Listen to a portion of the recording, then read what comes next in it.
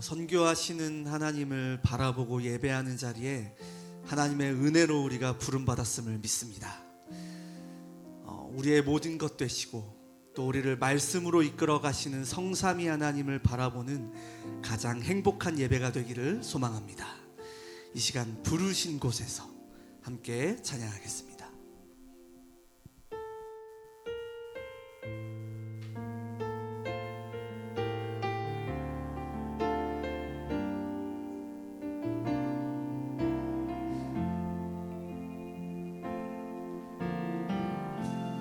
따스한 성령님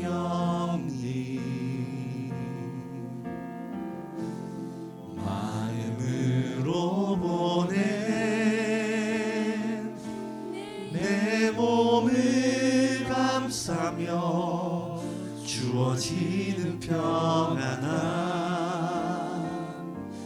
만족함을 느끼네. 사랑과 진리에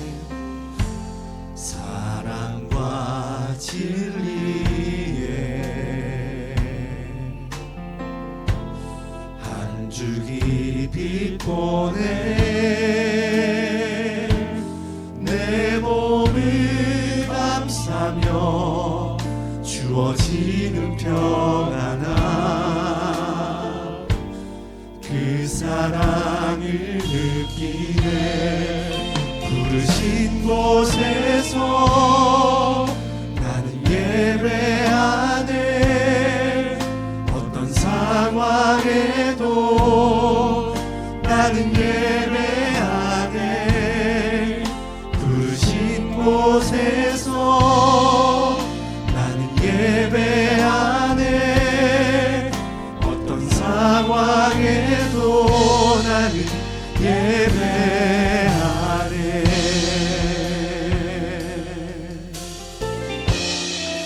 따스한 성령님 따스한 성령님 마음으로 보내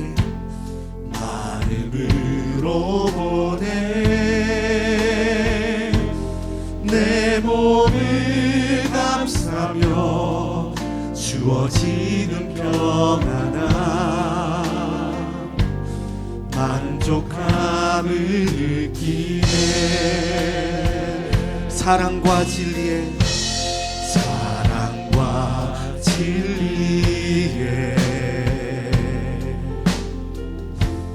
한 줄기 빛 보내 내 몸을 감싸며 주어지는 평안함 그 사랑을 느끼네. 부르신 곳에서 나는 예배하네. 어떤 상황에도 나는 예배하네. 부르신 곳에서 나는 예배하네. 어떤 상황에도 나는 예배. 한 번 더 고백합시다. 부르신 곳에서 나는 예배하네. 어떤 상황에도 나는 예배하네. 부르신 곳에서 나는 예배하네. 어떤 상황에도 성삼위 하나님을 예배합니다. 우리 믿음으로 고백합시다. 내가 걸어갈 때 길이 되고 내가 걸어갈 때 길이 되고 살아갈 때 삶이 되는 그곳에서 예배하네.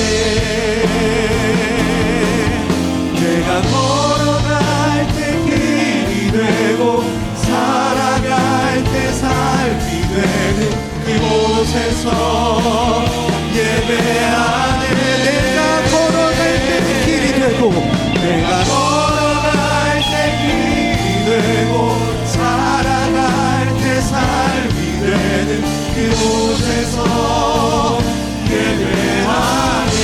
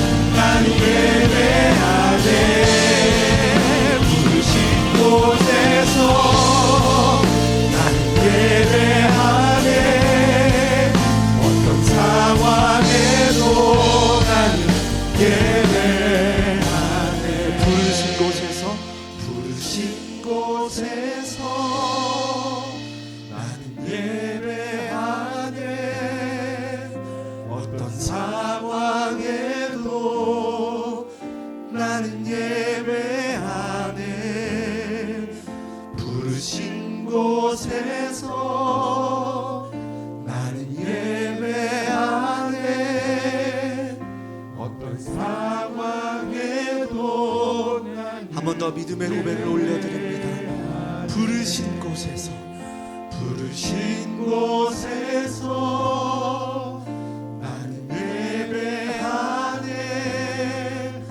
어떤 상황에도 나는 예배하네. 부르신 곳에서 나는 예배하네. 어떤 상황에도 나는 예배. 어떤 상황에도 어떤 상황에도 나를 어떤 상황에도 나는 예배하네. 어떤 상황에도 나를 예배하네.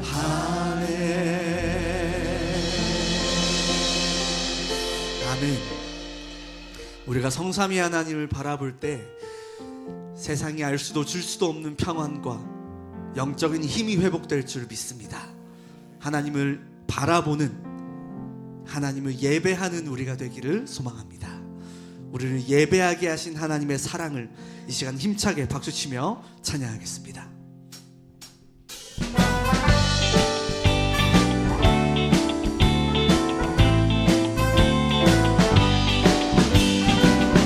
우리의 죄를 깨끗게 하신 십자가의 보혈을 힘차게 찬양하겠습니다. 괜찮는 주님의 사랑과 거룩한 보혈의 공로를 우리 다 찬양을 합시다. 주님을 만나볼 때까지 예수는 우리를 깨끗게 하시는 주시니 그의 피 우리를 눈보다 더 희게 하셨네. 우리를 깨끗게 한 피는 무궁한 생명의 물일세. 생명의 구원을 받은 자 하나님 찬양을 합시다. 예수는 우리를 깨끗게 하시는 주시니 그의 피 우리를 눈보다 더 희게 하셨네. 주님의 거룩한 보혈을 날마다 입으로 간직해 담대히 싸우며 나가세. 천국에 들어갈 때까지 예수는 우리를 깨끗게 하시는 주시니 그의 피 우리를 눈보다 더 희게 하셨네. 주님의 손을 붙잡고 날마다 이기며 나가세. 머리에 혈류관 쓰고서 주 앞에 찬양할 때까지 예수는 우리를 깨끗게 하시는 주시니 그의 피 우리를 우리 4절 한 번 더 고백하겠습니다. 십자가 단단히 붙잡고 날마다 이기며 나가세. 머리에 혈류관 쓰고서 주 앞에 찬양할 때까지 예수는 우리를 깨끗게 하시는 주시니 그의 피 우리를 눈보다 더 힘내. 예수는 우리를 깨끗게 하시는 주시니 그의 피 우리를 눈보다 더 희게 하셨네. 눈보다 더 희게. 아멘. 기뻐하며 함께 노래 부르리. 소리 높여 할렐루야 부르리. 주님 앞에 나와 찬양 그 주의 기쁨을 고백하겠습니다. 기뻐하며 함께 기뻐하며 함께 노래 부르리 소리 높여 할렐루야 부르리 주님 앞에 나와 찬양 드리며 우리 주님과 함께 기뻐하리라. 나의 창조자 나의 구원자 가장 귀한 나의 예수님 찬양합니다. 나의 치료자 나의 선한 목자 되신 주 예수 나의 주 찬양합니다. 한 번 더 고백하겠습니다. 기뻐하며 기뻐하며 함께 노래 부르리 소리 높여 할렐루야 부르리 주님 앞에 나와 찬양 드리며 우리 주님과 함께 기뻐하리라. 나의 창조자 나의 창조자 나의 구원자 가장 귀한 나의 예수님 찬양합니다. 나의 치료자 나의 선한 목자 되신 주 예수 나의 주 나의 창조자 나의 구원자 나의 창조자 나의 구원자 가장 귀한 나의 예수님 찬양합니다. 나의 치료자 나의 선한 목자 되신 주 예수 나의 한 번 더 믿음으로 고백하겠습니다. 나의 창조자 나의 창조자 나의 구원자 가장 귀한 나의 예수님 찬양합니다. 나의 치료자 나의 선한 목자 되신 주 예수 나의 주 찬양하 예수 나의 주 예수 나의 주 예수 나의 주 예수 나의 주 찬양하리. 아멘. 왕 되신 그리스도께 그 최고의 영광의 박수 드리겠습니다. 왕 되신 예수 그리스도가 지금 영원히 우리와 함께 하심을 믿습니다. 예수 그리스도와 함께하는 우리에겐 그 어디나 하늘나라임을 믿습니다. 주 예수와 동행하니 그 어디나 하늘나라. 이 시간 우리의 믿음을 하나님께 올려드리길 소망합니다.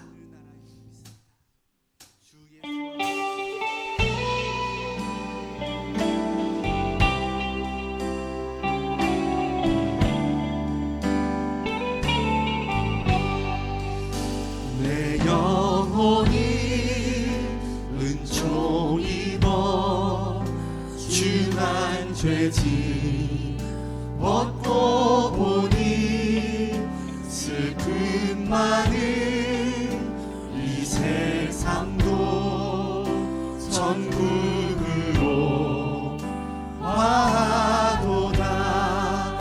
할렐루야 찬양하세. 내 모든 죄 사함 받고 주 예수와 동행하리. 그 어디나 하늘나라. 주의 얼굴 뵙기 전에 멀리 되던 하늘나라 내 맘속에 이루어지니 날로 날로 가깝도다. 할렐루야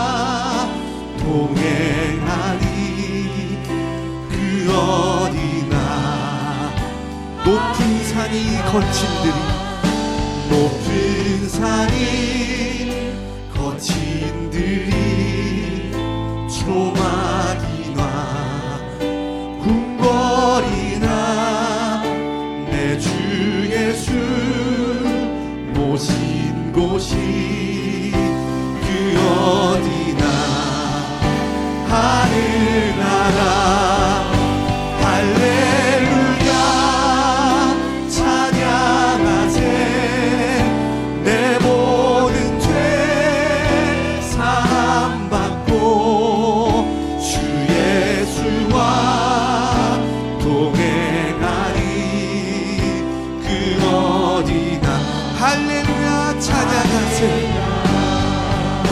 할렐루야 찬양하세 내 모든 죄 사함받고 주 예수와 동행하리 그 어디나 하늘나라 내 영혼이 은총 입어 내 영혼이 은총 입어 중한 죄짐 벗고 보니 슬픔 많은 이 세상도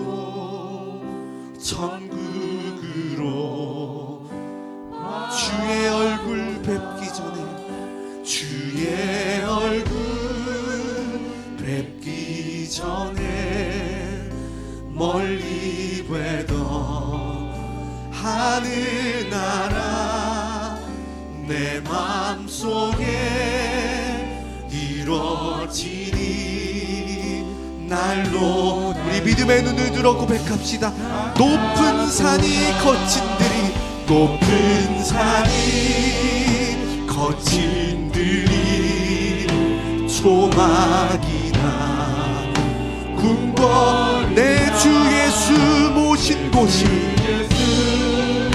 모신 곳이 그 어디나 할렐루야 찬양하세 할렐루야 찬양하세 내 모든 죄 사함받고 주 예수와 동행하니 그 어디 우리 두 손을 높이 들고 고백합시다.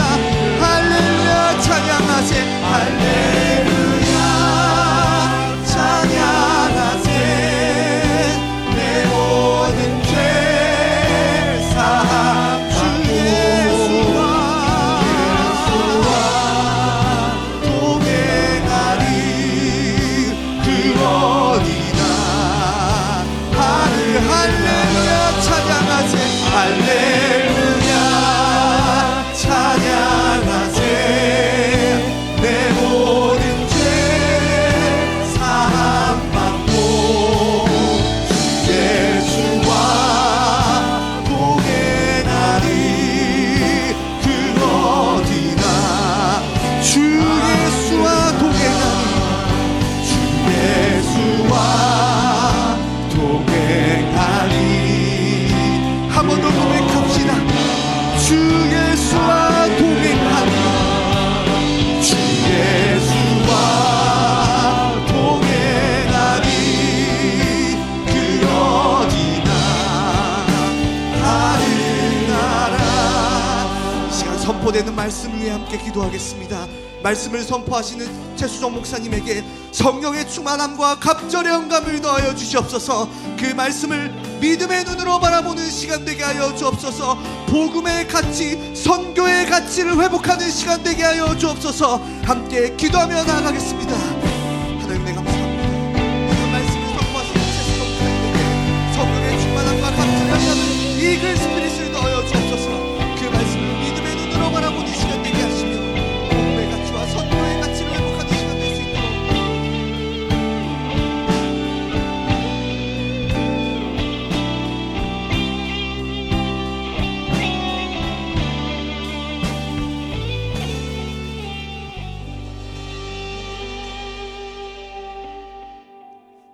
교회 소식 말씀드리겠습니다. 나의 사랑하는 책 로마서 8장 성구 암송 페스티벌이 진행될 예정입니다. 예선과 본선전 일정은 주보를 참고하시기를 바랍니다. 강서구 2025년 어버이날 기념 경로 행사가 내일 오후 2시 45분부터 5시까지 교회 커버넌트 홀과 교회 마당에서 진행이 되어집니다. 모교 사역자 조장 훈련은 휴강입니다. 나머지 광고는 주보를 참고하시기 바랍니다. 오늘 은혜 받고 성취될 하나님의 말씀은 누가복음 18장 9절에서 14절까지 말씀입니다. 제가 봉독해 드리겠습니다. 또 자기를 의롭다고 믿고 다른 사람을 멸시하는 자들에게 이 비유로 말씀하시되 두 사람이 기도하러 성전에 올라가니 하나는 바리새인이요 하나는 세리라. 바리새인은 서서 따로 기도하여 이르되 하나님이여 나는 다른 사람들 곧 토색, 불의, 간음을 하는 자들과 같지 아니하고 이 세리와도 같지 아니함을 감사하나이다. 나는 일에 2번씩 금식하고 또 소득의 11조를 드리나이다 하고 세리는 멀리 서서 감히 눈을 들어 하늘을 쳐다보지도 못하고 다만 가슴을 치며 이르되 하나님이여 불쌍히 여기소서 나는 죄인이로소이다 하였느니라. 내가 너에게 이르노니 이에 저 바리새인이 아니고 이 사람이 의롭다 하심을 받고 그의 집으로 내려갔느니라. 무릇 자기를 높이는 자는 낮아지고 자기를 낮추는 자는 높아지리라 하시니라. 아멘. 이 시간 따로 서는 자, 멀리 서는 자라는 제목으로 생명의 말씀을 드립니다. 먼저 우리 말씀 받기 전에 옆에 성도님들과 함께 인사 나누도록 하겠습니다. 우리는 선교의 동역자입니다. 우리 성도 여러분 연휴 잘 보내고 오셨습니까? 네. 좀 아쉬우신 것 같으세요? 더 쉬고 싶은 마음이 있으신 것 같은데 지난 주간에는 저희가 2025년 세계 선교 대회로 또 지난 주일은 예원 선교 주일로 보냈습니다. 파송 선교사님들에게 KWMA 인증서가 수여가 됐습니다. 이 KWMA는 한국 세계 선교 협의회입니다. 조금 더 쉽게 말씀드리면 한국 선교의 굉장히 중심적인 핵심 기관이다. 그래서 국내 140여 개의 선교 단체의 협의회로 보시면 됩니다. 그래서 마치 꼭 K 인증 마크와 같아서 마음껏 선교사님들이 어느 세계 현장이든 마음껏 당당하게 이 복음의 나팔을 불 수 있게 된 것입니다. 요즘 선교의 트렌드 여러분 아시나요? 항상 선교사님들이 나가면 개척해야 된다는 그 부담이 있었잖아요. 근데 사실은 지금 이 시대에 이 선교의 트렌드가 많이 바뀌었습니다. 선교사님들이 나가서 현지에서 개척하는 것도 참 중요하지만 현지의 목회자들을 잘 훈련시켜서 그분들이 개척하고 그분들이 전도할 수 있도록 영적인 자립, 자치를 이룰 수 있도록 돕는 것, 그 현지 교회에서 잘 할 수 없는 부분들을 우리가 도와주는 그런 역할을 하는 것입니다. 이래서 우리 예원에 51명의 또 협력하고 파송하는 선교사님들이 있습니다. 그리고 20개 나라와 30개 지역에 이러한 영적인 자립과 자치, 자전의 응답을 누릴 수 있도록 우리 성도 여러분들이 함께 또 기도해 주시기를 바랍니다. 지난 주일 우리 강단 말씀이 선교하시는 하나님이었습니다. 우리가 삼위 하나님, 성부, 성자, 성령, 삼위 하나님을 말씀할 때 삼위 하나님의 핵심 사역이 무엇이냐? 바로 우리는 선교다라고 이야기할 수 있습니다. 성부 하나님은 성자 예수 그리스도를 이 땅에 보내주셨습니다. 그리고 성자 예수님께서는 어떻게 하셨죠? 성령 하나님을 이 땅에 보내주셨고요. 또 성령 하나님께서는 이 땅에 교회를 보내주셔서 교회를 이 땅에 파송하셔서 함께 하나님 나라를 확장할 수 있도록 하나님의 선교를 함께 이루어가고 계신 것입니다. 그래서 우리는 성경을 이렇게 표현할 수 있습니다. 하나님의 놀라운 선교의 파노라마다. 이렇게 이야기를 해도 과언이 아닐 정도로 한 예로 우리가 신구약 성경 전체를 관통하는 성경 구절이 있습니다. 조금 더 힌트를 드리면 우리가 원시복음이다, 원형복음이다, 최초의 복음이다라고 말하는 창세기 3장 15절. 바로 여자의 후손 예수 그리스도께서 이 지구까지 열심을 갖고 불타는 선교의 열정을 갖고 오신 최초의 선교사가 되신다는 사실입니다. 그런 의미에서 오늘 우리가 함께 읽은 이 본문의 말씀은 예수님께서 바리새인과 세리의 기도를 비교하시면서 죄인을 구원하러 오신 예수님의 굉장히 멋진 선교 스토리가 담겨 있습니다. 우리가 익히 잘 알고 있는 것처럼 바리새인, 그들은 경건의 아이콘이었습니다. 굉장히 율법도 열심히 잘 지켰고 또 세속적인 것을 멀리했기 때문에 당연히 사람들로부터 인정과 또 존경을 받아왔습니다. 반면 세리, 로마의 권력을 등에 업고 그야말로 실익을 챙겼던 사람이기 때문에 굉장히 현실주의자였고 또 어찌됐건 이 동족의 등을 쳐서 이익을 취했기 때문에 매국노라는 지탄을 받기도 했습니다.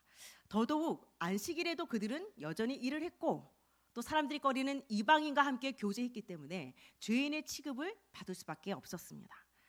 따라서 사람들이 딱 인식하기에 바리새인은 의인 대표, 또 세리는 죄인의 대표, 당연히 그렇게 인지를 하고 있었습니다.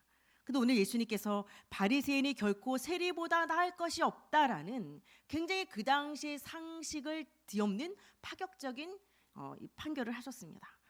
그렇다면 우리가 이제 궁금해지는 거죠. 하나님께서 인정하시는 정말 구원 얻는 믿음은 무엇인가?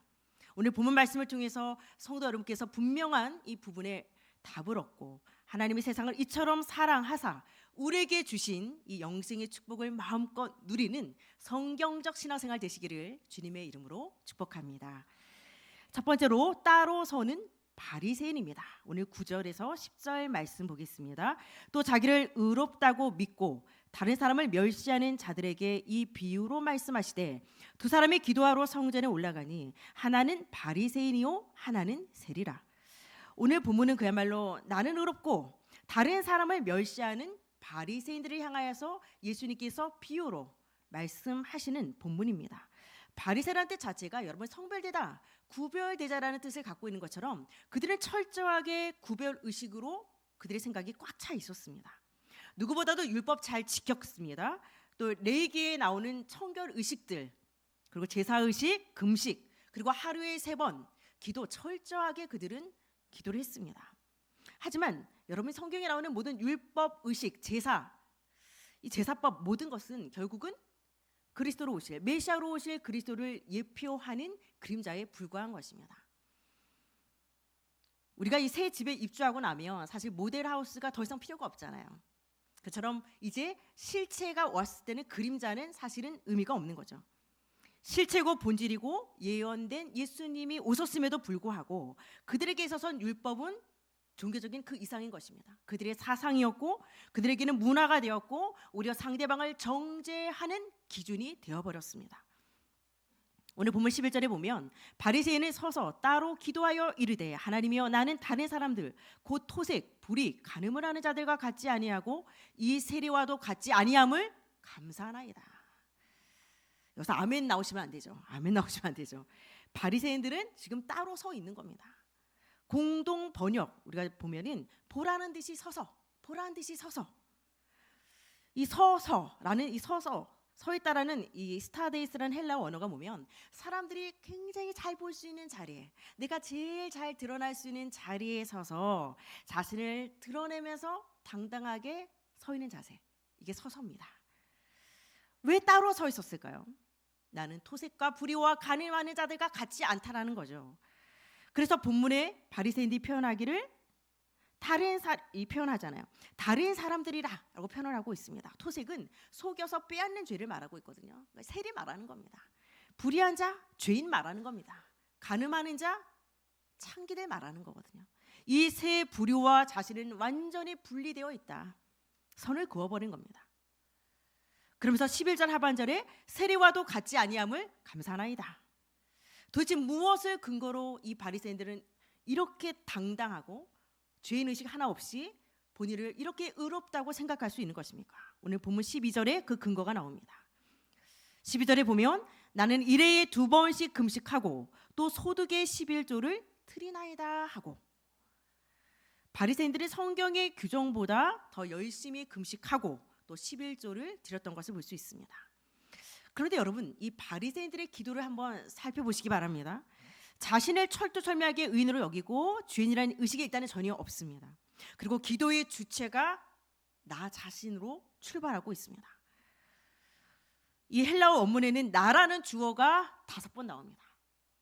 우리가 개역개정에는 그렇게 나오지 않지만 원어적인 표현을 하면 하나님이여 나는 감사합니다. 나는 다른 사람들과 같지 않기 때문입니다. 나는 1회에 2번씩 금식합니다. 나는 11조를 바칩니다. 나는 모든 소유의 11조를 드립니다. 이 기도문 속에 나라는 주체가 이 주어가 5번씩 들어가고 있다는 거. 기도는 분명히 하나님께 하고 있고 하나님을 사랑한다고 하지만 사실은 나로부터 출발해서 내가 주체가 되어지는 그 하나님 자리를 차지하고 있는 겁니다. 아이러니하게도 그들의 선을 하나님은 인정하지 않습니다. 이처럼 영적 교만은 여러분 절대 자신의 죄를 볼 수 없는 겁니다. 교만은 모든 아담의 후손이 가진 유전적인 질병이다라는 말이 있습니다. 교만은 첫사람 아담과 하와를 무너뜨린 죄가 바로 이 교만이지 않습니까? 피조물 인간이 자신의 위치를 망각하고 창조주 하나님처럼 되려고 하는 반역죄가 바로 이 교만의 문제였습니다. 여기서부터 바로 이 반역죄인 교만 때문에 모든 인류로부터 죄와 저주의 재앙의 문제가 시작이 된 겁니다. 어떤 신자들 간혹 이런 질문을 합니다. 실제로 저한테 이런 질문을 한 세 가족도 있었습니다. 이 선악과 사건을 어떻게 오해하면 하나님이 인간이 선악과를 따먹을 줄을 미리 알고도 자유의지를 주셔서 따먹자마자 벌을 주셨다. 너무 못된 하나님이다. 그러니까 예를 들면 마치 홍시가 주렁주렁 열린 나뭇가지가 담장 밖으로 이렇게 넘어오도록 주인 할아버지가 방치했다가 어린아이들이 그 홍시를 딱 따먹는 순간 올컨이 걸렸다. 이러면서 꼭 벌을 주는 아주 못된 할아버지처럼 그렇게 하나님을 생각하는 경우들이 있습니다. 자, 그러나 하나님은 우리가 죄를 짓도록 조성하시는 분이 아니신 거죠. 죄의 조성자가 아니시라는 겁니다. 창세기 2장 16절 17절에 하나님께서 아담에게 선악과만 따먹을 수 없다. 분명한 금지 사항과 한계를 분명히 말씀해 주신 것입니다. 따라서 선악과 단순히 우리가 따먹는 차원의 어떤 과실 문제가 아니라 하나님의 임재의 상징입니다. 거기는 성경이 없었겠죠, 당연히. 하나님의 말씀이고 하나님의 법이기도 했습니다. 그리고 아담과 하와의 자아, 내가 누구야? 우리는 하나님의 형상이야. 그리고 우리는 피조물로서 하나님의 대리자로 정박하고 다스리고 번성할 수 있는, 축복할 수 있는 이걸 하나님이 축복을 우리에게 대리로 주신 거거든요. 우리는 철저하게 피조물이면서 대리자, 자신의 위치와 자아를 망각하지 말라고 하나님이 우리에게 주신 그 장치가 바로 선악과였다는 것입니다. 그리고 아담에게 준 자유의지, 무엇이든 마음대로 할 수 있어. 절대적 자유의지가 아니라 하나님이 제한을 주신 거거든요. 하나님 법 안에서 자유를 누리는 어찌 보면 상대적 자유의지였던 것입니다. 우리에게 무제한 자유와 방종을 준 것이 아니라 하나님 안에서 누리는 자유를 준 겁니다. 물고기, 물속, 나무, 땅속, 우리가 늘 얘기하지 않습니까? 물고기의 자유를 누리는 것은요, 물속에서, 물 밖은 아닌 거거든요. 비유컨대 복잡한 쇼핑몰에 엄마가 어린 자녀의 손을 잡고 가면서 네가 가보고 싶은 가게는 이제부터 다 가볼 수 있어. 어디든 가도 되는데 단 엄마 손을 절대 놓으면 안 돼 라는 것과 같습니다. 엄마는 이 아이의 자유를 제한하고 엄포하고 겁을 주려고 하는 것이 목적이 아니라는 거죠. 안전하게 즐겁게 엄마랑 쇼핑하자라는 것입니다.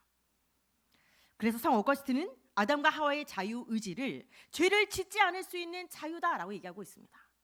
자유의지를 사실은 잘못 작동시킨 거죠. 범죄하는 쪽으로. 사탄의 유혹을 받아들여서 선악과를 따먹게 되었습니다. 그래서 여러분들이 반드시 알아야 될 거, 단순히 사단에게 속아서 아니라는 거죠. 사단의 유혹은 할 수 있지만 나의 자유의지가 작동한 겁니다. 그것도 선악과 언약을 선악과 범죄로 변질시켜버린 것입니다. 사단은 유혹할 수 있습니다. 그러나 우리 마음에 하나님처럼 되고 싶은, 나 상대적 자유의지 싫어, 나는 하나님처럼 절대적 자유의지 갖고 싶어, 하나님의 자리를 엿볼 수밖에 없는 영적인 교만이 틈타버린 겁니다. 그것이 행동으로 이어진 거거든요. 사단의 유혹이 있었지만 반드시 인간의 범죄가 있었던 것입니다. 이것은 단순히 하나님의 금지 명령을 어긴 것이 아니라 하나님이 주시는 축복과 은혜를 거부해버리고 발로 차버리는 것입니다. 인간 스스로 지금부터 내가 나를 지킬 것이고 내 인생을 꾸려갈 것이고 하나님의 위치에서 스스로 하나님이 되겠다라는 최고의 불신앙, 그 영적 교만인 것입니다. 정말 불신앙이죠. 쇼핑몰에서 엄마 손에 뿌리치고 그 복잡한 쇼핑객 속으로 뛰쳐 들어간 겁니다. 엄마 잃어버리고 돈도 없고 사고 싶은 것도 못 사고 구경도 못 하고 하나님의 자리를 찾아겠다는 극도의 교만. 그래서 이 선악과 범죄가, 그래서 창세기 3장의 이 문제를 우리는 가장 큰 불신앙이라고 이야기를 하는 것입니다. 교만은 우리가 단호하게 경계하지 않으면 우리가 구원을 받았지만 지금도 우리 마음속에 호시탐탐 타고 들어옵니다. 주인 행세를 하고요. 교회의 문도 거뜬히 열고 들어올 수 있습니다. 우리의 가정의 문도 거뜬히 열고 들어올 수 있습니다. 그렇다면 우리가 최고의 교만이라고 하면 사실은 약간 나와 상관없어 라고 얘기할 수 있지만 최고의 교만은 여러분 사실은 불신앙은 최고의 교만입니다.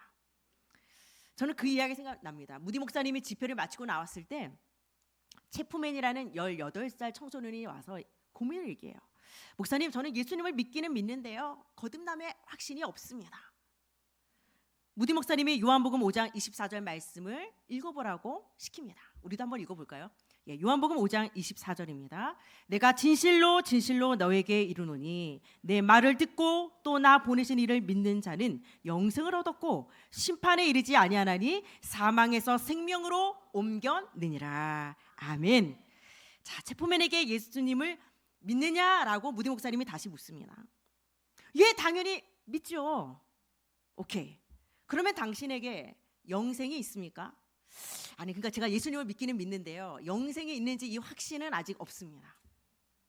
믿기는 믿는데 영생이 있는지는 또 확신이 없대요. 이상하죠. 무디 목사님이 이제 막 엄청 소리를 지른 겁니다. 예수님을 믿는 자에게 영생이 있다면 있는 거지, 당신이 뭔데 하나님을 무시하십니까? 이 무디 말에 이 체프맨이 정신이 번쩍 나는 거예요. 그리고 신학 공부를 하게 되어지고 그 이후에 이 무디 목사를 대신해서 그 교회의 후임 목사가 되어집니다. 실제로 우리 한국에도 왔었고요. 제가 자료를 찾아보니까 본인이 워낙 구원의 확신이 없었잖아요. 그래서 한국에 와서 설교하고 전 세계를 다니면서 이제 많은 사람들에게 구원의 확신을 심어주는 굉장히 유명한 부흥사가 됐습니다. 근데 그가 뭐라고 얘기하면 요한복음 5장 24절 이 본문을 갖고 가장 많은 부흥의 설교를 했어요. 믿는 자는 영생을 얻었고 아픈 되는데 D가 안 되는 거예요. 믿는데 영생이라는 확신은 없어. 근데 본인이 이 부분에 대해서 깨달은 거죠. 나는 사실은 말씀을 믿지 않았었구나. 근데 저는 여기 100% 공감합니다. 제가 그랬거든요. 우리는 아는 것과 믿는 것을 종종 혼돈할 때가 많이 있습니다. 아니, 예수를 믿기는 믿는데요, 그래도 그렇지 또 안 믿어지는 부분이 있는 겁니다. 그래서 저는 요한일서 5장 11절 12절 말씀을 제 인생 석고라고 말씀드리는 이유가 하나님의 아들이 있는 자에게는 생명이 있다니까요. 근데 그 확신이 없는 거예요. 왜? 확신의 근거가 무엇인지 아십니까? 나로부터 출발하는 겁니다. 내 기준, 내 꼬락서니, 내 수준, 내 컨디션. 왠지 오늘 내가 조금 기분이 안 좋고 뭔가 요즘 일이 꼬이고 뭐 예배 은혜도 잘 못 받는 것 같고 이러면 순간 구원의 확신이 확 날아갔다가 어느 순간 좀 오늘 예배 잘 드린 것 같고 막 스스로 넌 잘했어 오늘 왠지 이러면 갑자기 하나님이 날 사랑하는 것 같고 구원의 확신이 너를 때는 이유는 말씀에 근거한 확신이 아니라는 거죠. 내 상태와 상관없이 내 안에 하나님의 생명의 아들이 있으면 우리는 구원을 얻은 겁니다. 실제로 여러분들이 말씀을 믿는 믿음만 있으면 사실 어떤 것도 문제가 되지 않습니다. 말씀을 아는 것을 믿는다고 착각하기 때문에 말씀을 들어도 늘 우리는 핑계를 댈 수밖에 없는 거죠. 무신론자들 어떻습니까, 여러분? 종종 사실은 우리 대학 청년들 중에 무신론자 친구들을 만날 때가 있습니다. 처음부터 이 친구들은 하나님이 없다라고는 근거로 갖고 얘기를 하기 때문에 맞지가 않는 거예요. 그리고 교육자들은 하나님이 있다라고 처음부터 얘기하기 때문에 우리는 얘기가 안 맞다라고 얘기를 하고 있습니다. 저희는 이순신 장군을 본 적도 없고 위인을 본 적도 없습니다. 그러나 우리가 위인전을 보고 그 시대에 그 사람이 있었다는 것을 믿고 의심하지 않습니다. 근데 우리는 성경을 주셨는데도 불구하고 믿지 않죠. 내가 237개 전 세계를 가보지 않았다 하더라도 사실은 그 나라가 있다라는 것을 의심하지 않은 것은 지도가 있거든요. 근데 우리는 성경을 통해서는 끊임없이 의심을 합니다. 왜? 내 기준이 있거든요. 내가 원하는 이야기를 해주지 않으면 하나님 할아버지가 와도 그거는 맞는 이야기가 아닌 겁니다. 내가 듣고 싶은 내 기준을 만족시켜 주시는 얘기를 해달라는 겁니다. 그래서 하나님이 절대 믿어질 이유가 없는 거죠. 여러분들이 반드시 내 기준을 말씀보다 높아진 모든 기준들을 내려놓는 결단이 있으시기를 바랍니다. 오늘 분명히 바리새인의 율법적인 행위로는 하나님이 인정하시는 의롭다함을 얻을 수 없는 겁니다. 이게 내 기준인 거예요. 내가 봤을 때는 이게 구원 얻는 기준이라고 생각했기 때문에 열심특심으로 했지만 예수님께 인정 못 받은 거거든요. 자, 그 증거를 대보겠습니다. 갈라디아서 2장 16절 보겠습니다. 사람이 의롭게 되는 것은 율법의 행위로 말미암음이 아니요 오직 예수 그리스도를 믿음으로 말미암는 줄 알므로 우리도 그리스도 예수를 믿나니 이는 우리가 율법의 행위로서가 아니고 그리스도를 믿음으로써 의롭다함을 얻으려 함이라. 율법의 행위로서는 의롭다함을 얻을 육체가 없느니라. 예를 말씀이 이렇다면 말씀 믿으시기를 바랍니다. 이렇다면 여러분 성도 여러분 영생이 있으십니까? 믿기는 믿는데 또 영생의 문제는 별개 이거 아니죠. 말씀이 그렇다면 단순하게 믿으시면 되는 겁니다. 오직 예수를 그리스도를 믿는 믿음, 오직 예수를 믿음으로 의롭다함을 얻는다. 이 영적인 진리와 공식을 오늘 여러분 분명하게 붙잡으시기를 바랍니다. 바리새적인 종교 생활에서 벗어나서 율법의 마침이 되신 예수 그리스도를 믿음으로 영생에 이르는 신앙생활을 하시기를 주님의 이름으로 축복합니다. 두 번째로 멀리 서는 세리입니다. 오늘 13절 말씀 보겠습니다. 세리는 멀리 서서 감히 눈을 들어 하늘을 쳐다보지도 못하고 다만 가슴을 치며 이르되 하나님이여 불쌍히 여기소서 나는 죄인으로소이다 하였느니라. 바리새인은 따로 서서 기도를 드렸고요. 오늘 세리는 멀리 서서 기도를 드렸습니다. 별반 차이가 없는 것 같지만 사실은 그 이유 자체가 완전히 다릅니다. 바리새인은 다른 사람보다 자기를 의롭게 여겼기 때문에 그래서 따로 쓴 겁니다. 난 너희랑 달라. 나는 구별됐어. 근데 세리는 다른 사람들보다 자기를 불의하게 여겼기 때문에 감히 나아가지 못한 겁니다. 그래서 멀리 떨어져 있었던 겁니다. 본문의 이 비유 구조가 참 놀라운 것은 바리새인들을 묘사하는 단어들을 보면 다 상향하는 느낌을 주고 있습니다. 서서 하늘을 우러러 보며 그리고 끊임없이 사람들한테 나를 보여야 되는 거거든요. 나를 높이는 겁니다. 그리고 다른 사람과 계속해서 비교해서 너 이렇게 못하지, 너도 이렇게 11조 못하지, 이렇게 금식 못하지, 이렇게 기도 못하지, 봐 나는 이렇게 하잖아. 다 보여주기신 거예요. 다 비교하고 있습니다. 그래서 굉장히 수평적인 겁니다. 하나님과의 수직이 아니라 계속해서 사람들의 관계 속에 수평적으로 쏠리고 있습니다. 여러분 예레미야 13장 23절에 굉장히 재미있는 표현이 나와 있습니다. 보겠습니다. 구수인이 그의 피부를 표범이 그의 반점을 변하게 할 수 있느냐? 할 수 있을진데 악에 익숙한 너희도 선을 행할 수 있으리라. 구수인 다른 사람보다 두세 배 시간 들여 목욕을 한들 검은 피부 바꿀 수 없습니다. 표범 반점을 지울 수 없습니다. 마찬가지로 전적으로 타락한 인간은 아무리 애를 써도 하나님이 원하시는 선을 행할 수 없다라는 것입니다. 반면에 여러분 세리의 기도를 보십시오. 그 기도의 주어가 하나님입니다. 하나님. 하나님이여 불쌍히 여기소서. 하나님이여. 그 기도의 주어가 하나님이었고 그리고 그는 수평이 아니라 수직적으로 하나님을 바라보는 계속 하나님을 향해 있는 기도를 했습니다. 그는 돈과 권력도 추구했고요. 여러분 이 동족들의 등을 쳐서 돈을 벌 정도면 굉장히 야망도 있는 사람입니다. 나름대로 권력, 이 명예욕도 굉장히 강한 사람이 맞습니다. 어느 정도 철판 까는 사람 맞거든요. 근데 이 사람이 왜 나는 죄인이라고 얘기를 했을까요? 자신이 죄인임을 고백할 수밖에 없었던 근간은 돈이면 될 줄 알았거든요. 권력이면 행복할 줄 알았거든요. 나의 야망이면 무엇이든 다 해결할 수 있었거든요. 그런데 동족으로부터 그렇게 지탄을 받으면서까지 이 자리를 지켰지만 그에게는 참된 만족이 없었던 것입니다. 스스로 죄인임을 알고 이제는 내 문제를 해결할 분은 하나님밖에 없다. 감히 하나님을 대면할 자신도 없었기 때문에 바리새인과 대조적으로 하향적인 단어를 계속 쓰고 있습니다. 멀리 떨어져서 하늘을 우러러보지도 못하고 가슴을 내리쳤다라고 말씀하고 있습니다. 멀리 섰다. 이거는 이제 성전 안도 아닌 거죠. 성전 밖에서 그리고 서서 똑같이 섰습니다. 근데 멀리 섰을 때랑 따로 섰을 때랑 헬라어 단어 자체가 달라요. 섰다라는 것 자체, 이 헤스토스는 바리새인들의 서서의 단어와 달라요. 초라하게 서서 마음의 아픔과 고통을 느끼면서 자신이 너무도 초라함을 그 고통을 느끼면서 기도하는 모습, 가슴을 친다. 그 당시 사람들은 가슴이 죄의 자리고 죄의 근원으로 간주했기 때문에 죄에 대한 뉘우침과 비통한 마음을 가슴을 치는 행위로 지금 알려주고 있는 것입니다. 누가복음 19장 1절에 10절에 세리 삭개오 해결해 보십시오. 세리였습니다.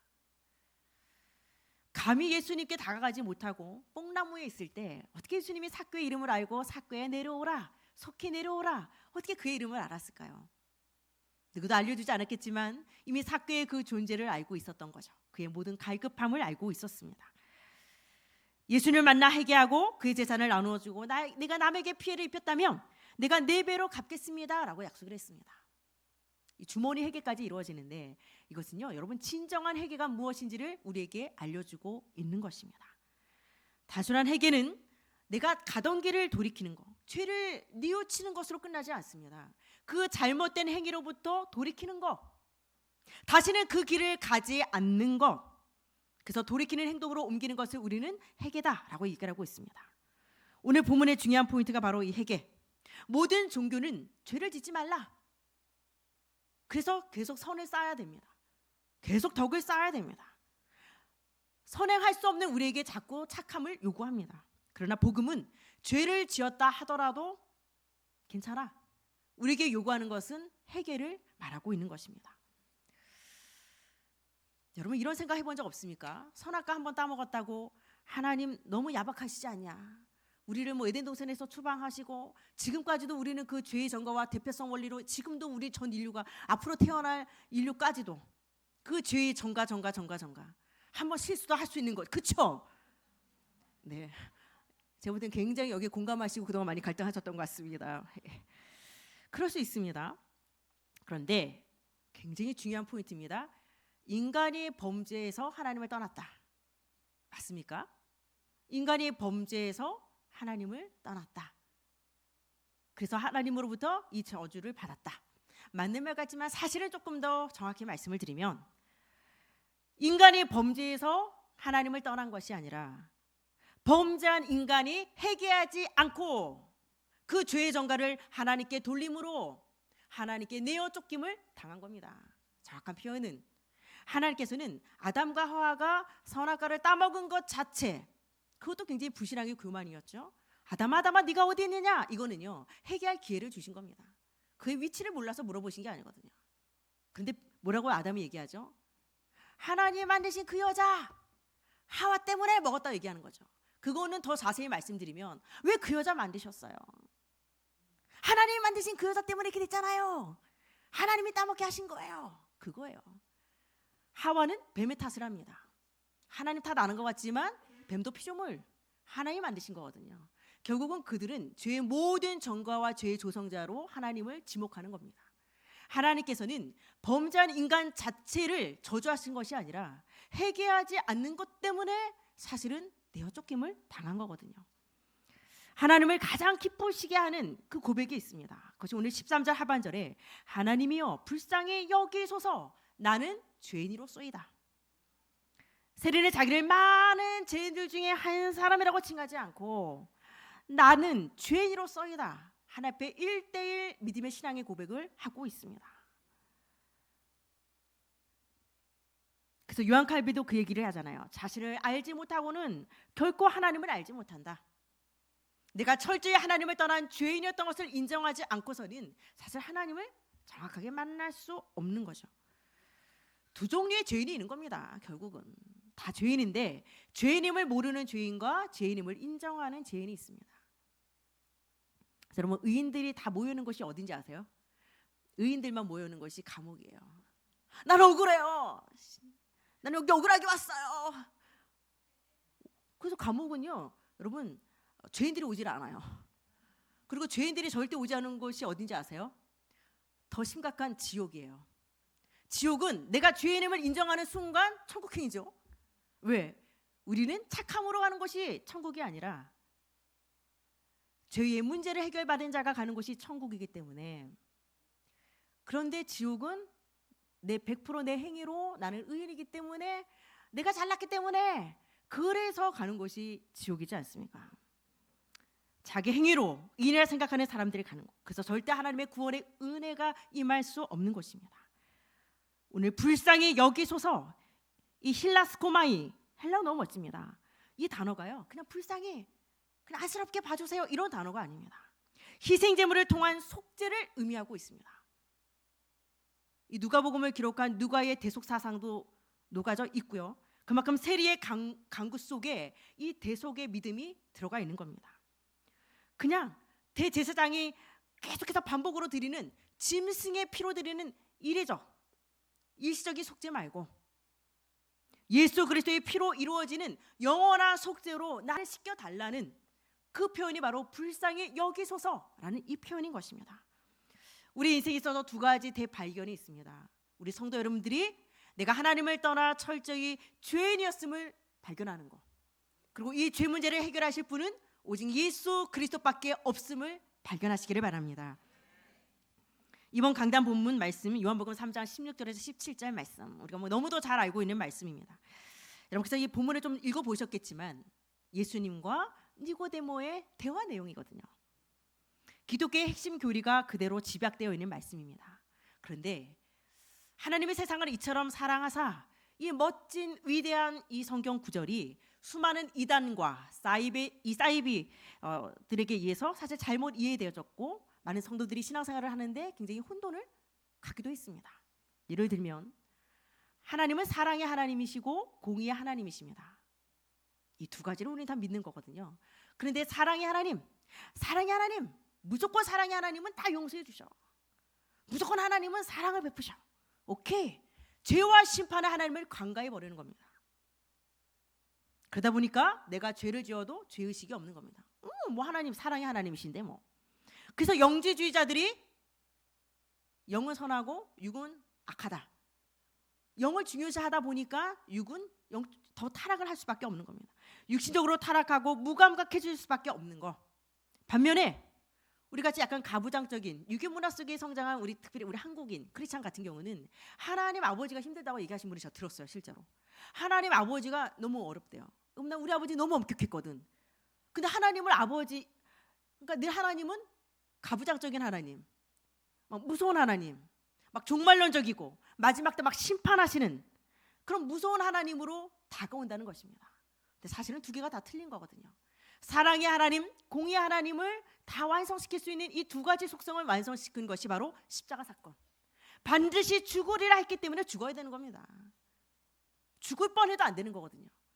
그래서 죽어야 되는 하나님의 공의를 완성시킵니다. 그런데 또 하나님은 사랑의 하나님이시기 때문에 하나님이 대신 대속의 짐을 짊어지시고 십자가에 피 흘려 죽으심으로 하나님의 사랑을 우리에게 확증해 보여주신 것입니다.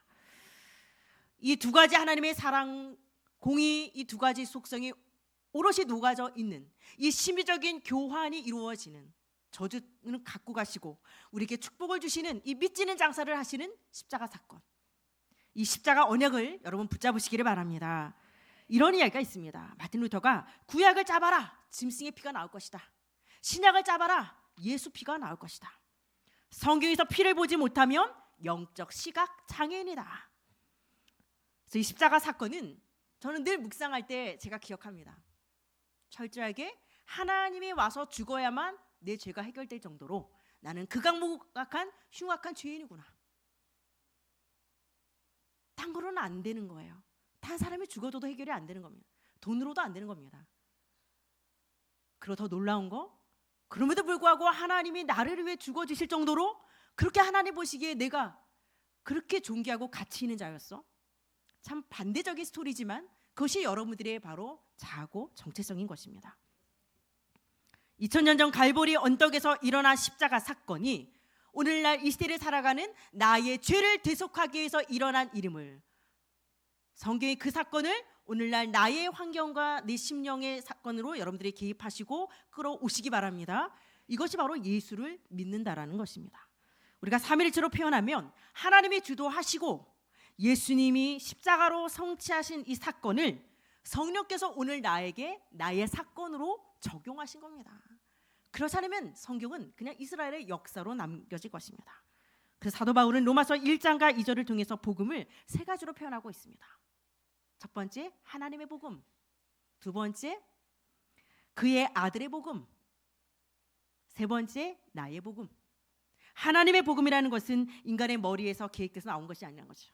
하나님이 계획하시고 주관하시는 이 복음, 그리고 이 복음이 그의 아들의 복음, 바로 이 복음이 곧 예수가 그리스도라는 것. 예수님이 그리스도라는 공적 직분을 갖고 오셔서 구원에 필요한 모든 조건을 만족시키신 것입니다. 성경에 무수히 많이 등장하는 선지자 제사장 왕들이 있습니다. 그들은 사실은 그림자인 거죠. 실제 대신 그리스도가 오기 전까지 계속해서 그리스도를 예표하는 엑스트라처럼 등장을 합니다. 그리고 성경에 이 세 직분을 한꺼번에 맡은 사람도 없고 이 세 직분을 영원히 맡은 사람도 없습니다. 한 세대가 가면 또 그 다음 사람을 세워야 하는 것입니다. 이것은 장차 죽음을 정복하러 오신 영원한 왕으로, 영원한 제사장으로, 영원한 이 대제사장으로, 영원한 왕으로, 선지자로 오신 그 그리스도를 예표하는 것뿐입니다. 그래서 예수님께서 영원한 왕으로, 영원한 대제사장으로, 영원한 선지자로 세움을 받으셨고, 예수님이 이 땅에 오심으로 말미암아 불완전했고 일시적으로 세움받았던 수없이 많은 왕들, 선지자, 제사장들, 사실 그들 자체의 의미를 잃어버린 것입니다. 그리고 사도 바울은 나의 복음이다, 로마서 2장 16절에 분명히 이야기하고 있습니다. 나의 복음, 예수님이 십자가로 구속사 성취를 하셨어도 그것이 나에게 적용되지 않는다면 아무 상관이 없죠. 맛있는 음식 눈으로 본다고 해서 나에게 영향이 되지 않듯이 나의 복음으로 믿어지고 적용하는 것. 그래서 믿음은 단순히 과거도 아니고 또 현재형이기도 하지만 앞으로 계속 되어질 미래형이기도 합니다. 여러분들이 우리가 쉽게 예수를 믿는다라고 이야기하고 있지만 사실은 이 믿는다는 거 예수님과의 연합을 전제로 하고 있기 때문에 단순히 한 주간 내 삶의 현장에서 캐세나 세나 내 마음대로 살다가 주일에 한번 교회에 와서 예수님 믿습니다 라고 한번 고백하는 것이 사실 믿는 것이 아닌 거죠. 내 한 주간의 삶 속으로 이 언약을 끌고 들어오는 겁니다. 강단의 말씀이 내 현장 속으로 흘러 들어와서 성취를 맛보는 거죠. 제가 새가족 사역을 하면서 가장 기뻤던 것은 우리 새가족들이 말씀을 적용하고 그 말씀으로 치유받는 모습을 받을 때 사실은 가장 많이 사역의 보람을 느끼고 있습니다. 일주일 전에도 어느 새가족분이 굉장히 오랜 시간 악몽을 계속 꾸시고 시달려 하셨어요. 10년의 시간 동안 여러분 같은 꿈을 꾼다는 것은 예사롭지 않은 거죠. 그 가문적인 그 배경도 있긴 했습니다. 이분이 새가족반을 수료하고 그리고 이제 지속으로 말씀을 받고 또 계속해서 청강으로 들어오시면서 지지난주에 와서 얘기하셨어요. 목사님, 제가 10년 동안 꿨던 악몽을 더 이상 꾸지 않습니다. 그래서 우리 다음 세대에서 막 행사하는데 떡볶이를 한 컵 사가지고 오셨더라고요. 근데 그 떡볶이가 정말 눈물 없이 먹을 수 없는 떡볶이. 마침 우리 등록팀의 사역자들이 떡볶이 먹고 싶다고, 하필이면 그 메뉴 중에 떡볶이 먹고 싶다고 저를 찾아와서 기도하면서 먹어라. 이건 그냥 떡볶이가 아니다. 그분은요, 사실적으로 예수를 믿는다는 것을, 믿음을 액션으로 보여준 겁니다. 내가 이 음식을 먹으면 배가 채워진다는 걸 믿는다면 음식을 안 먹을 이유가 없겠죠. 우리가 말씀의 약을 먹으면 내가 치유된다는 것을 먹고 적용했을 때 실제로 그 말씀이 나를 치유하는 역사가 일어나는 것입니다. 이번 주일도 어느 어르신이 오셔서, 목사님, 저는 10년 전에 왔던 새가족입니다. 제가 잘 그때 은혜 받고 정착해서 이놈이 바로 제가 또 정착한 놈이지 않습니까? 이러면서 옆에 딱 그 제 생산하신 분을 딱 보여주시는데 너무 감사하더라고요. 말씀의 은혜를 받고 지속으로 그분들이 교회 안에 잘 뿌리를 내리고 정착하는 모습을 보면서 믿는다는 거 이거는 일시적인 것이 아니구나. 예수 그리스도와 함께 연합되어지는 축복을 여러분 동일하게 누리시기를 바랍니다. 오늘 말씀에 드디어 예수님이 최종 판결문을 내리십니다. 14절 보겠습니다. 내가 너희에게 이르노니 이에 저 바리새인이 아니고 이 사람이 의롭다 하심을 받고 그의 집으로 내려가느니라. 무릇 자기를 높이는 자는 낮아지고 자기를 낮추는 자는 높아지리라 하시니라. 마지막 승자로 세리의 손을 예수님 들어주셨습니다. 유대 사회에 있어서는 굉장히 상식과 법을 깨는 파격적인 판정이었습니다. 의롭다 하심을 받는다. 이거 자체가 여러분 과거 완료입니다. 이것은요, 특별히 단어적인 의미가 불변하는 경우, 절대 바뀌지 않는 경우에만 이 단어를 쓰게 되어 있습니다. 세리를 의롭다고 선포하신 거 바뀌지 않습니다. 영원히 예수님이 확정을 해버리신 것입니다. 이것이 오늘 이 자리에 계신 우리 성도 여러분들도 동일하게 받은 축복인 줄 믿습니다. 왜 바리새인이 아닌 세리를 의롭다 하셨냐? 바리새인은 자신의 의로 가득 찬 그릇을 갖고 나왔습니다. 그런데 세리는 가난한 심령으로 빈 그릇을 갖고 나온 겁니다. 마치 창세기 4장에 가인의 제사를 하나님 받지 않으셨잖아요. 아벨의 제사만 받으셨잖아요. 자신의 행위와 노력과 의와 공로의 제물을 들고 나왔지만 아벨은 예수 피, 바로 이 언약을 붙잡고 제물을 드린 것입니다. 그래서 가인과 그 제물, 아벨과 그 제물, 왜 사람 이름이 먼저 나옵니까? 제물 이전에 하나님은 우리를 받으신다라는 사실입니다.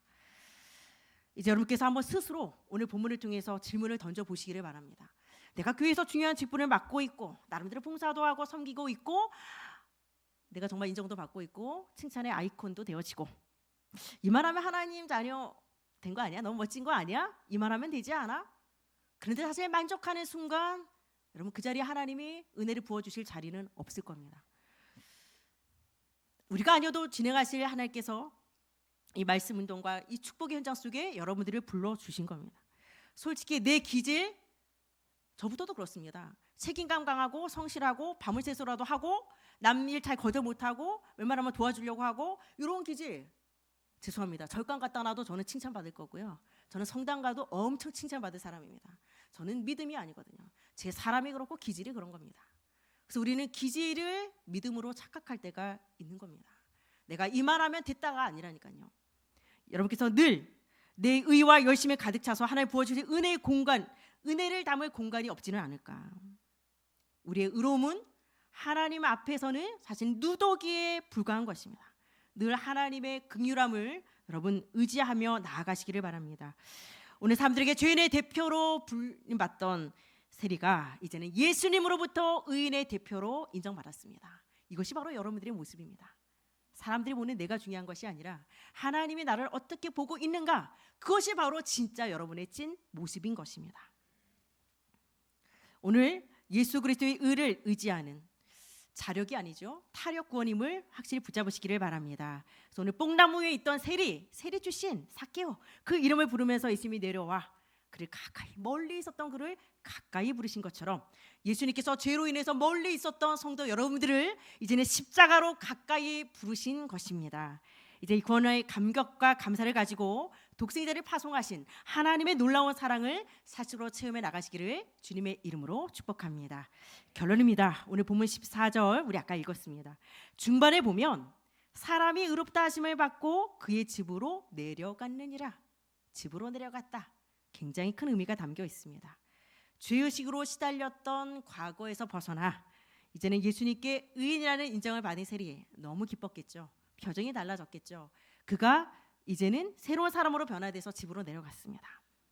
삭개오도 마찬가지입니다. 이 세리가들이 그런 것 같아요. 누가복음 19장 5절 9절에도 보면 예수님이 삭개오에게 내가 오늘 네 집에 유하여야 하겠다. 그리고 9절에도 오늘 구원이 이 집에 이르렀으니 이 사람도 아브라함의 자손이다 라고 말씀하셨습니다. 구원받은 우리가 이제는 가정을 통해 세상의 복음을 널리 전해야 한다라는 우리의 특별한 특권을 말씀하고 있는 것입니다. 그래서 5월 가정의 달이 시작이 됐습니다. 여러분들 정말 가문과 가정과 골육을 위해서 기도하시고 정말 집으로 내려가서 이 복음을 전하고 또 우리의 가문과 가정이 그리스도의 사랑을 전파하는 도구로 함께 동역하는 축복을 꿈꾸시고 기도해 나가시기를 바랍니다. 이제 말씀을 좀 정리하도록 하겠습니다. 성도 여러분들은 따로 서 있는 자입니까? 멀리 서 있는 자입니까? 멀리 서 있던 우리를 긍휼히 여기사 이제 예수의 피를 의지하기만 하면 이제 우리는 담대하게 하나님의 보좌 앞으로 나아갈 수 있는 자가 된 것입니다. 의인 같은 죄인, 바리새인 아닙니다. 죄인 같은 의인, 세리로 여러분들 인생이 완전히 역전된 줄 믿습니다. 영적 세리 출신인 우리의 손을 들어주신 하나님의 불붙는 선교의 열정을 우리 가슴에 이식하시기를 바랍니다. 그래서 심판이 아닌 구원을 원하시는 하나님의 놀라운 사랑 이야기를 가정과 모든 현장과 열방 가운데 전파하는 성경적 선교 인생 되시기를 주님의 이름으로 축복합니다. 이 시간 다 함께 우리 언약기도 드리도록 하겠습니다. 우리 주일과 수요 강단 말씀 붙잡고 함께 기도하도록 하겠습니다. 하나님의 본질적인 목적이 있습니다. 심판이 아닙니다. 구원입니다. 범죄했기 때문이 아닙니다. 해결을 놓쳤기 때문인 것입니다. 오늘 18주차 강단 말씀 붙잡고 기도하실 때 독생자를 파송하셔서 우리를 구원하시는 하나님의 사랑을 체험하고 또 불붙는 선교 열정을 이식받아서 십자가 사랑을 전파할 수 있도록 기도하시기 바랍니다. 오늘 또 수요 강단을 통하여서 우리 안에 율법적 종교생활 많이 있습니다. 우리는 죽을 때까지 치유되어야 됩니다. 하나님께 인정받는 선교적인 신앙생활을 통해서 우리에게 원단의 말씀으로 약속하신 그 땅을 차지하는 응답을 누릴 수 있도록 또 중보기도 제목 보시면서 함께 기도하도록 하겠습니다. 아버지 하나님 감사드립니다. 선교하시는 하나님, 영원 선교주를 맞이해서 우리에게 십박주사 응답 말씀을 허락해 주심을 감사드립니다. 우리를 구원하신 하나님의 사랑을 내가 먼저 체험하고 이제는 예레미야 선지자의 그 불붙는 선교 열정으로 예수님의 그 불붙는 선교 열정을 가지고 십자가의 사랑을 누리고 체험하며 우리의 가문과 가정과 후대와 하는 모든 현장마다 전파하는 성경적 선교 공동체의 축복 누리게 하여 주시옵소서. 특별히 오늘 수요 강단을 통하여서 하나님의 바리새적인 종교 생활에서 벗어나서 이제 하나님께 인정받는 성경적 신앙생활을 하기를 원합니다. 나이가 주어가 되지 않게 하여 주시고 오직 하나님과의 최종적 관계 속에 오직 하나님만을 바라보며 우리에게 약속하신 그 땅을 찾아는 응답을 누리게 하여 주시옵소서. 특별히 예원교회, 예수님 원하시는 예원교회, 이름값하는 교회로 오직 전도와 선교하는 교회로 축복하여 주시고 특별히 정우따님 목사님에게 성령의 충만함과 오력을 더하여 주시옵소서. 어떠한 상황 속에서도 특별히 하나님의 말씀 따라가는 믿음이 있게 하여 주시고 말씀이 믿어지는 은혜를 허락하여 주시옵소서. 여러가지 진행되어지는 행사들을 통하여서 하나님의 영혼의 도구로 삼아 주시옵소서. 이 시간도 질병자들을 치유하여 주시고 우리가 보내주신 귀한 신앙들이 우리 교회 안에 잘 뿌리내리고 정착되어져서 하나님의 골육전도가 이루어지게 하시고 가문과 가정과 지역 복음을 이룰 수 있도록 축복하여 주시옵소서. 예수의 이름으로 기도합니다. 지금은 예수 그리스도의 은혜와 하나님의 크신 사랑하심과 성령님의 내주 인도 역사 교통 충만하신 은혜가 의인 같은 죄인 바리새인이 아니라 죄인 같은 의인 세리처럼 죄사함의 축복을 누리며 하나님의 놀라운 사랑을 전파하기를 소원하는 여기 모인 주의 백성들 머리머리 위에 그의 가정과 자녀와 생업과 소원하는 모든 기도 제목들 위에 이혼에 파송 협력하는 선교사님들과 자라나는 다음 세대 위에 질병자들의 급속한 치유와 새가족 정착 위에 지금부터 영원토록 함께 하실지어다. 아멘.